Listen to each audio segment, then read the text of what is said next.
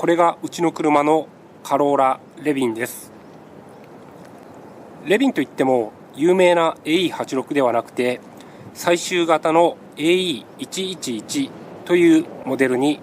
なります。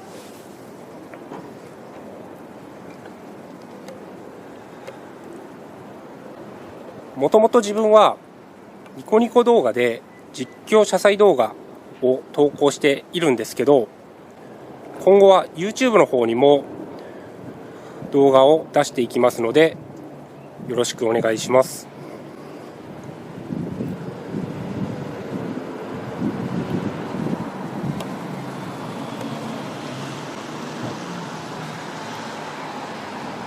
なかなかいないとは思うんですけど、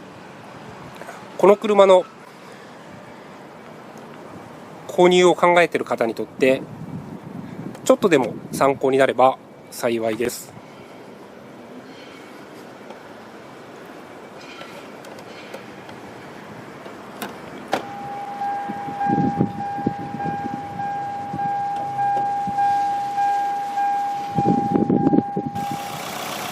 この車のエンジンは 4AG が搭載されています。なかなか面白いエンジンです。車の詳細についてはこれからもお話ししていく予定です。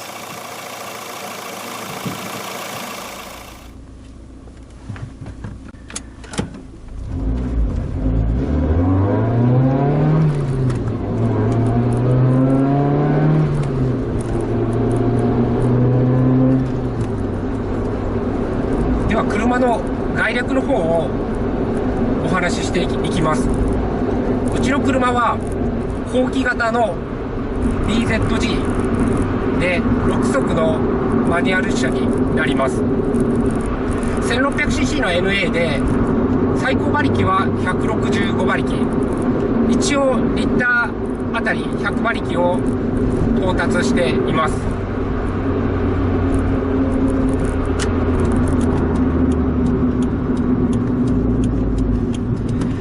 AE111 型のレビントレノは1995年から95年の5月から2000年の8月まで生産販売されていました。だけど、2000年に入ってからの、エコカーブームっていうんですかね、クーペの、人気がなくなったことによって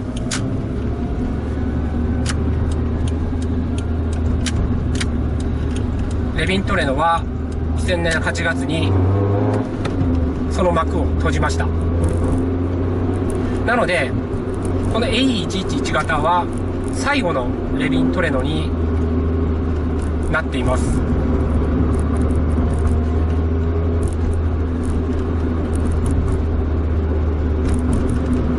先に結論の方から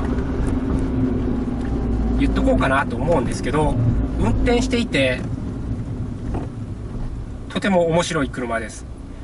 飽きることもないですし、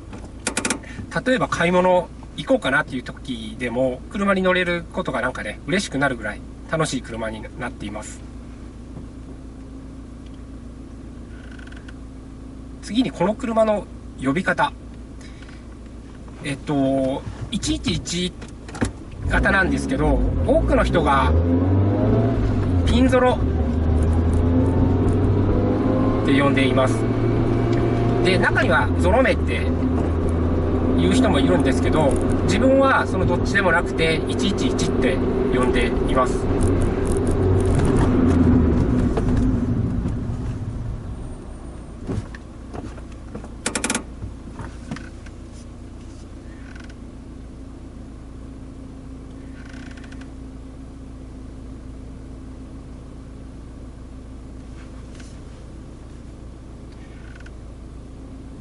ちょっと信号待ち長いんで、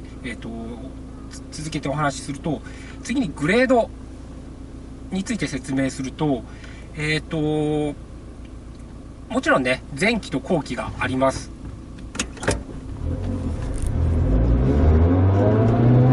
で、区分ンとしては、95年の5月から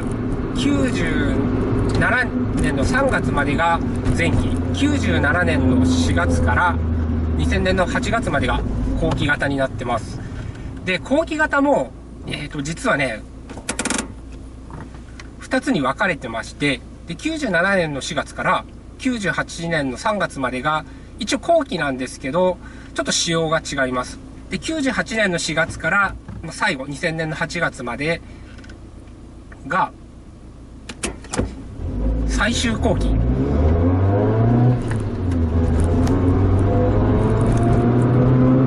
と呼ばれています。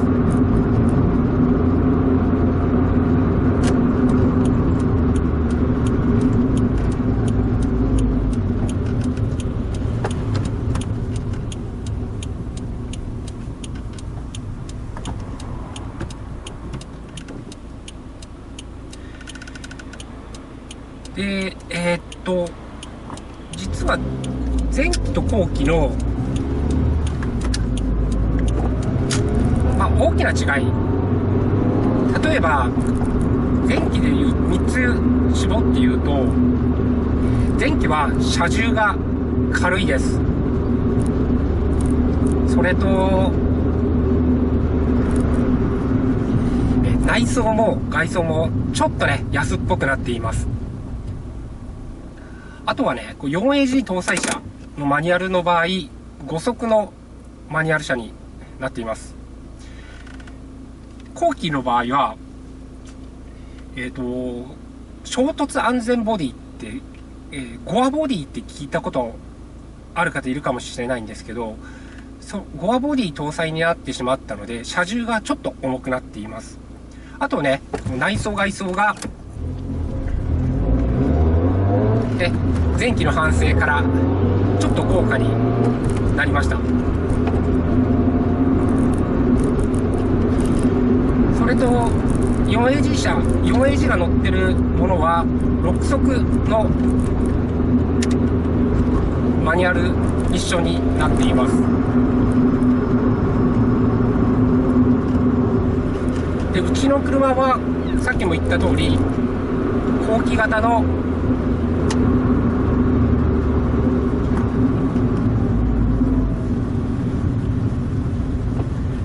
BZG ですので、車重は1060キロになっています。で、この車、ちょっと今回はね、後期型に絞ってお話しします。なぜかというと、前期と後期で実はグレードの名前が微妙に変わってて分かりづらいのと、あとね、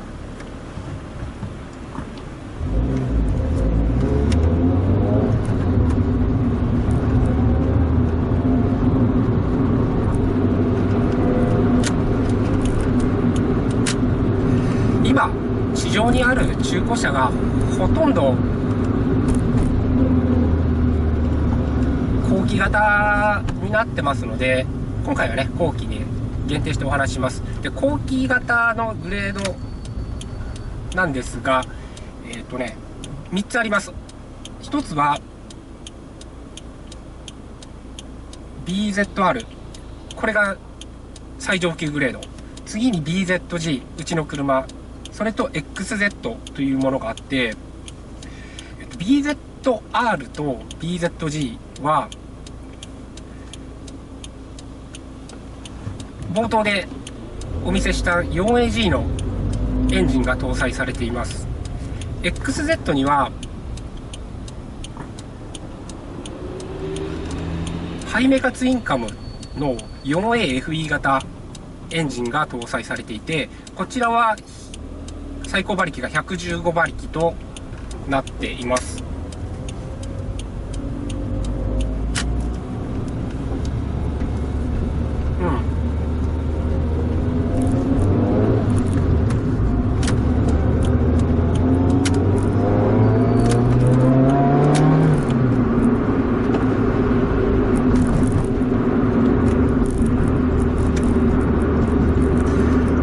BZR と BZG 何が違うんだって言われると、一応細かい違いはあるんですよね。例えば LSD が、レフが入ってるかとか、あとはブレーキが BZR のが評価されてるとか、そういった点はあるんですけど、一つ大きな違いを言えばね、もうスーパーストラットサスペンションっていうものになります。で、スーパーストラットサスペンション、ちょっと聞いたことある方もいるかなとは思うんですけど、非常に扱いづらいです。で、平たく言ってしまえば不評です。で、自分はこの車の前にも同じレビンに乗ってまして、でその時のグレードが BZR でした。なのでスーパーストラット車はいろいろね経験しています。自分の経験をもとにスーパーストラットの、いいとことか悪いとこを、お話ししていきます。で、スーパーストラットサスペンション、そうですね、まず何がダメだったかっていうと、一定の距離を走るとガタがね出てきます。具体的に言うと、普通に走行しててコトコトとかね、コンコンっていう音が発生するようになって、でそのまま走り続けると今度金属を引きずるような音でキーキーとかギーギーになってきて、で、最終的にはねもう耐えられる音ではなくなってね、もう走行不能になってしまいます。でこれが、修理、部品の交換と修理で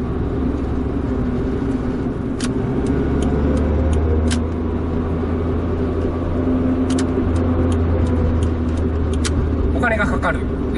例えば5年前に自分は交換したんですけど、部品代と工賃でだいたい5万円弱ぐらいかかってました。でこれ片方だけですので、両方やるとなるとそうですね、10万ぐらい、10万近くかかってしまいます。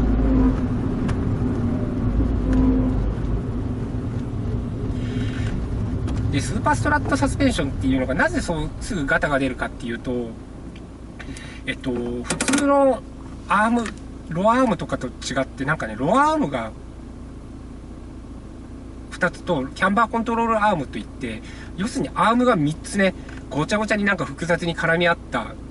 足回りなんですよね。なのでそのキャンバーコントロールアームの接合部がね結構すぐダメになってしまいます。で部品自体ももうだいぶね出なくなってきてますので、スーパーストラット車を買おうと思ってる方はそこに注意しないといけないのかなって思います。次に、もう一つ大きな問題点があって、車庫帳がないという点になります。厳密に言えばないっていうわけではないんですけど、特別注文っていうんですかね、受注生産みたいな形になって、でそのお値段が約30万ぐらいかかってしまいます。でもちろん、工賃も別で、スーパーストラット車は一般的な工賃と違って工賃自体が 1.5 倍から2倍ぐらいになります。なので結構ねその辺も辛いところです。でさらに問題があって、それは車庫帳をねうまく手に入れたとしても車高があまり下げられないっていう点があります。スーパーストラット車で車高をあんまり下げてしまうと今度は走らなくなってしまうんですよね。他に、これはメリットとデメリットどっちとも言えないんですけど、ハンドルが重いっていう点があります。で、非常に重いです。どれくらい重いかというと、例えば自分が整備士の人にうちの車ハンドル重くらいですかってこうわざと聞いてみたら、壊れてると思うぐらい重いですねっていうぐらいハンドルは重いです。それに伴ってスーパーストラットサス車は小回り最小回転半径っていうのが実はね、大型車並みに小回りが効かないです。なのでちょっと自分は昔片道2車線の道路で U ターンしようとして、曲がりきれずにちょっとバックする羽目になって焦ったことがあります。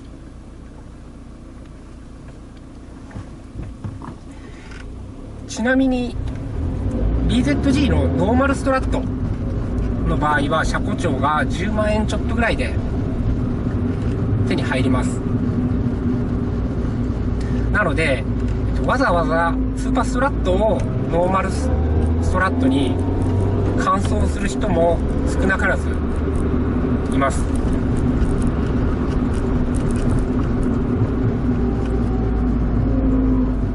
ちょうど電車が左右から来ましたね。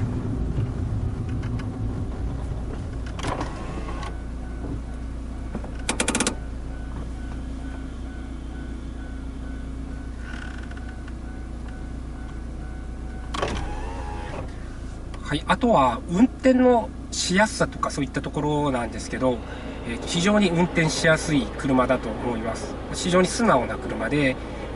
例えばこれから免許を取ってマニュアル車を買おうかなって思ってる方とか、自分みたいにこう一定、ある程度年齢を、年取ってマニュアル車1台買おうかなとか思ってる方には、自分はお勧めできる車だと思います。値段自体も、一時期よりは、結構高くなっちゃったんですけど、それでも今でも、この時代のスポーティーカーにしては、手頃な方なのかなって思います。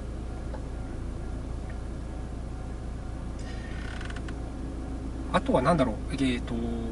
経済性とかですかね。燃費については残念ながらあまり良くないです。例えばこういう東京の市街地を走るとだいたい1桁、そうですね、9キロから10キロぐらいの間になってしまいますし、1600cc、俗に言う10.6にしては良くない部類に入るのかなって思います。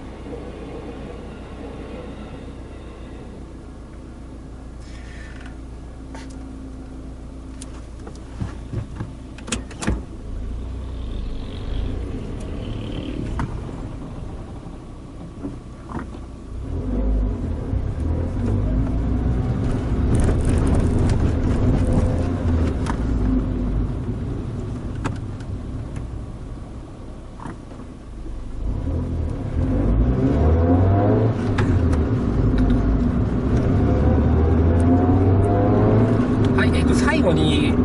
もし買うんだったらっていう話になるんですけど、自分だったらやっぱりスーパーストラットは結構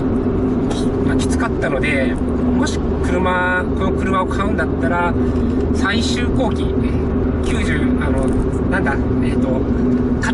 型式に GF ってついてるもの、最終後期の BZG ノーマルストラット車をお勧めしたいと思います。はい、すいません、あんまり自分は話すのがうまくなくて伝わりにくかったかもしれないんですけど、今回はこれで終わろうかなと思います。需要がありましたらまた動画を出したいと思いますのでよろしくお願いします。それでは最後までご視聴ありがとうございました。